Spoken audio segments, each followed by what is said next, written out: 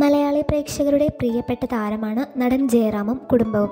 തൻ്റെ ഏതൊരു ചെറിയ വിശേഷവും താരം സോഷ്യൽ മീഡിയയിലൂടെ ആരാധകരുമായി പങ്കുവയ്ക്കാറുണ്ട്. കഴിഞ്ഞ ദിവസമായിരുന്നു ജയറാമിൻ്റെ മകൻ കാളിദാസിൻ്റെ വിവാഹം നടന്നത്. ഗുരുവായൂർ ക്ഷേത്രത്തിൽ വെച്ചായിരുന്നു വിവാഹം നടന്നത്. മോഡലായ തരുണിയെയാണ് കാളിദാസ് വിവാഹം ചെയ്തിരിക്കുന്നത്. ഇരുവരുടെയും വിവാഹത്തോടനുബന്ധിച്ചുള്ള ചിത്രങ്ങളും വീഡിയോകളുമാണ് ഇപ്പോൾ സോഷ്യൽ മീഡിയയിൽ ശ്രദ്ധേയമാകുന്നത്.